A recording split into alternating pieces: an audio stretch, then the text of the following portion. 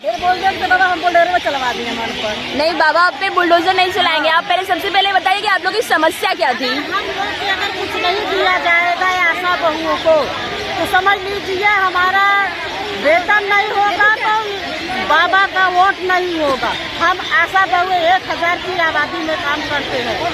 हाँ हाँ, 1000 की आबादी भी खराब करेंगे वोट के लिए इनकी, और प्लस आशा बहुएं स्वयं नहीं देंगे। और आपकी समस्या क्या थी बताइए मैडम।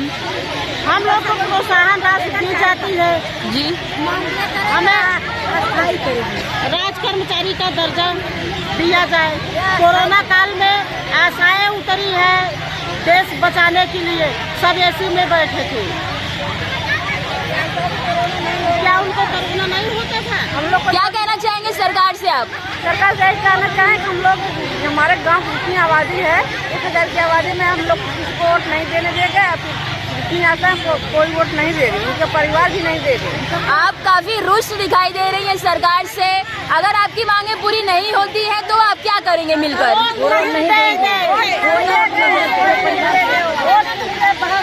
तो इन सभी का कहना है कि भाई एक भी वोट बीजेपी को नहीं जाएगा, यही कहना चाहते हैं आप? एक बार आपका जो नारा था वो लगा दीजिए। हमारा वेतन होगा, हमारी मांगे पूरी हो, चाहे जो मजबूरी हो, हमारी मांगे पूरी हो, चाहे जो मजबूरी हो। जिंदाबाद जिंदाबाद। वेतन नहीं है वोट नहीं है, वेतन नहीं है वोट नहीं है। थोड़ा जोर से।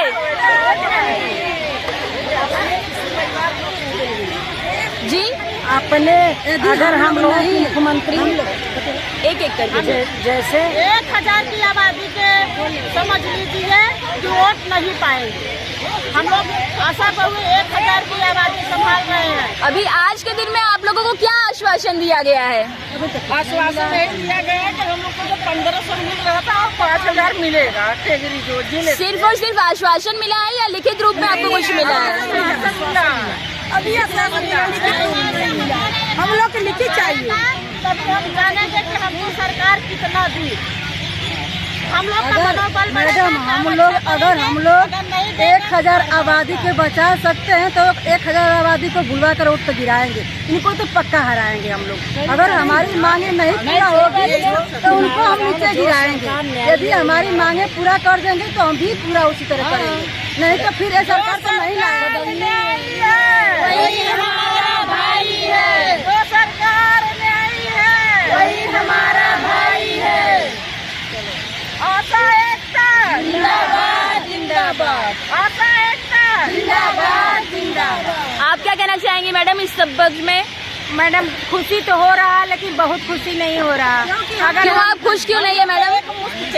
एक मुट्ठी में जैसे सबको देते हैं, सरकारी टीचर हो और कोई सरकारी कर्मचारी है वेतन पाता है ना, उसको कटने और ऐसा नहीं कि कोई दूसरा ले ले या कुछ ऐसा नहीं होता। उसी तरह का तनख्वाह चाहिए था। हम लोग को जब तक सरकार भेज देते दर्जा नहीं दिया जाएगा, हम लोग को जब तक सरकारी कर्मचारी का दर्जा नहीं दिया जाएगा तब तक हम लोग खुश नहीं है। आप क्या कहना चाहेंगे मैडम? मैडम यही है हमको कि जब तक हम लोग सरकारी वेतन नहीं हम लोग को मिलेगा तब तक हम लोग खुश नहीं रहेंगे। किसी को कुछ और कहना है इस संबंध में? ठीक है, 1 बाय 1 कहना है मैडम, कहना है 5000 में क्या होगा बताइए, 5000 में क्या होगा?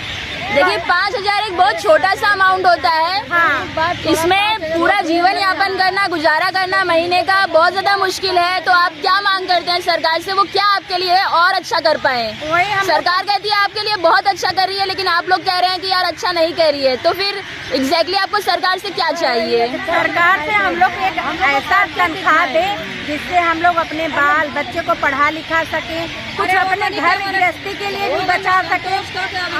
यही सब हम लोग को। तो आप क्या इच्छा रखती है सरकार आपको कितने 1000 रुपए और बढ़ा के दे दो आप संतुष्ट हो जाएंगे?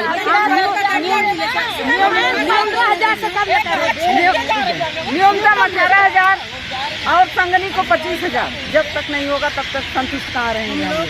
जी आप बताइए, आप कभी काफी देर से कह रहा था कुछ। हमें चाह रहे हैं कि हम लोग को सरकारी दर्जा मिले और जो टुकड़ों में पैसा मिलता है वो एक मुश्किल मिले, बाकी 24 घंटा हम लोग क्या ऑलरेडी ये ड्यूटी रहती है, एनी टाइम चाहे जब भी ड्यूटी पर लग जा, जब भी होता है कहाँ है एक काम है वो काम है, 5 रुपया मिलता है, 10 रुपया मिलता है।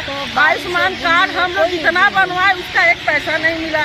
फाइलेरिया 1 साल में एक बार आता है, जब अगला आ जाएगा तो पैसा मिलेगा, सेकंड का नहीं मिलेगा, फर्स्ट का नहीं मिलेगा, इधर उधर होता है, यही सब होता है, पैसा समझ में नहीं आता। इसीलिए हम लोग को एक ही बार में जो देना है आप अपने वहाँ से हम लोग के खाते में आप भेजो।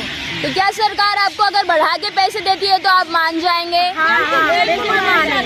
तो आप क्या चाहते हैं, कितने रुपए तक अगर आपका मानदेय बढ़ा दिया जाए? 1000 संगनी को 24,000 रुपए दे। अगर नहीं 18 करे तो कम से कम 15 तो कम से कम तो कम से कम ये चाहते हैं कि इनकी जो मांग है 12 से 15,000 के बीच में इनको अमाउंट मिल जाए तो ये संतुष्ट हो जाएंगे। हम चाहते हैं जैसे मान लो मजदूर लोग आते हैं दिन भर 400 रुपये कमाते हैं, हम लोग कब करते हैं मगर हमको टुकड़ों में मिलता है तो मजदूरी के हिसाब से जैसे एक दिन में 400 मिलता है वो हिसाब से दे फिर भी तो संतुष्ट रहेंगे। जी बिल्कुल। तो पोलियो की ड्यूटी करते हैं जी। तो हमको 75 रुपये मिलते हैं, दिन भर करते हैं 75 रुपये मिलता है, और दिन भर मजदूर करते हैं तो 400 मिलता ये है। तो काफी कम वेतन आपको मिलता है। हमको बहुत कम। मैडम हम लोग के जीवन का कोई वो नहीं है कि हम लोग अगर आज 50 साल की उम्र हो गया है, अगर हम मतलब आपको कोई पेंशन नहीं मिलती है, आपको कहना है? 50 साल के बाद हम घर बैठेंगे तो हमारा क्या होगा?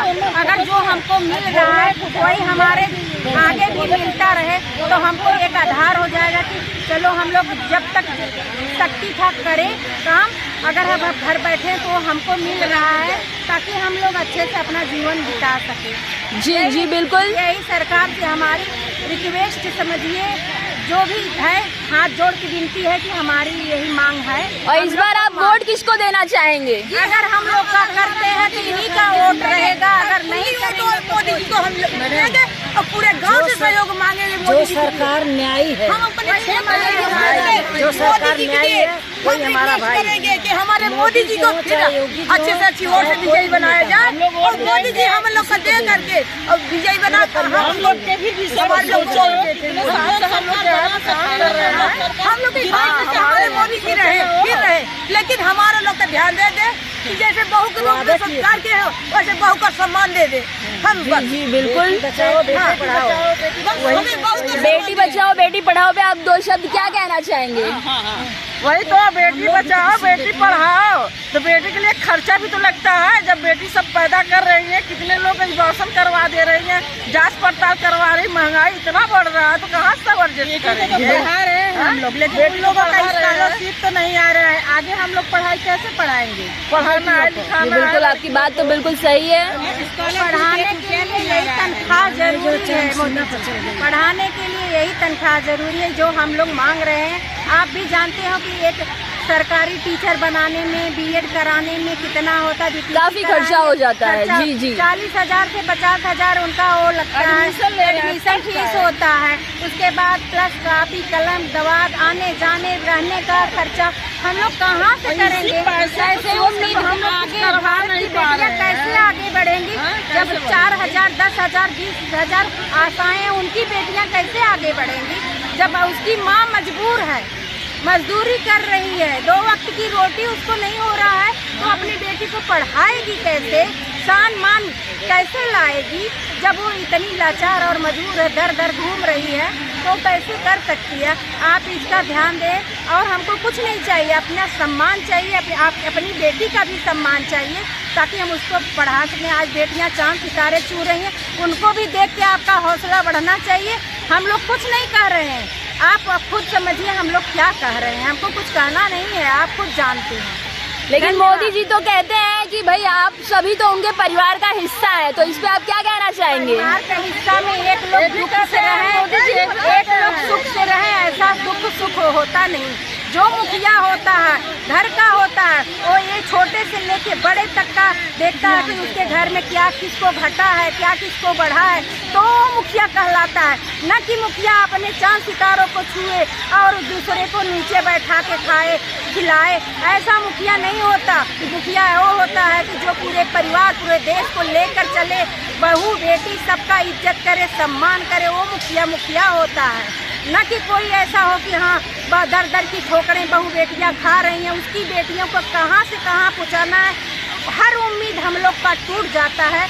आंसू नहीं गिरता, लेकिन दिल टूट टूट के चूर हो जाता। बहुत बड़ी बात इन्होंने यहाँ पे कह दी है। इसी के साथ हम इस वीडियो को यहीं पे समाप्त करते हैं। इसके अलावा आपका नाम बता दीजिए और किस जनपद से? मंजू सिंह, आसाम में मछली शहर जौनपुर की आशा हूँ।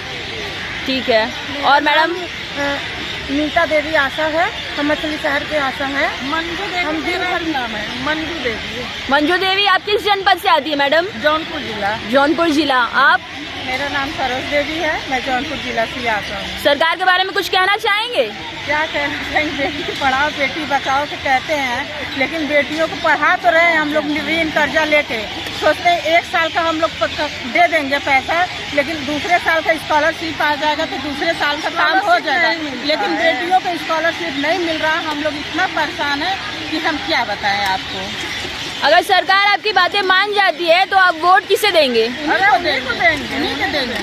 और अगर आपकी बातें नहीं स्वीकार होती हैं तब आप क्या करेंगे? फिर भी देंगे, उन्हीं को देंगे। देना तो हम लोग को है, उन्हीं को जिताना है, चाहे जैसे भी। मतलब आपका संपूर्ण सहयोग है बीजेपी को इस बार? हाँ, आप बीजेपी को वोट देंगे, चाहे वो आपका पेमेंट बढ़ाए या ना बढ़ाए? देंगे तो उन्हीं को। मतलब आपको इससे कोई फर्क नहीं पड़ता? अगर वो आपका वेतन ना नहीं बढ़ाते हैं तो भी आप उन्हीं को? सोचे या ना सोचे, मगर हम लोग सोचते हैं, सोच रहे हैं, हम लोग सोचते हैं। बहुत बड़ी बात इन्होंने कह दी यहाँ पे। इसी के साथ हम लोग सोचते हैं कि बहुत अच्छा काम करते हैं। हमारा यही निवेदन है कि वो जो लड़कियों को हम लोग पढ़ा रहे हैं उन लोग के लिए सोचें, उनके स्कॉलरशिप के बारे में। जी जी बिल्कुल। चलिए ठीक है, इसी के साथ हम यहाँ पे समाप्त करते हैं। थैंक यू सो मच इतना अपना बहुमूल्य समय हमारे साथ देने के लिए, और हम चाहेंगे कि आप सबकी बातें जो है उन तक पहुँचे। जी धन्यवाद।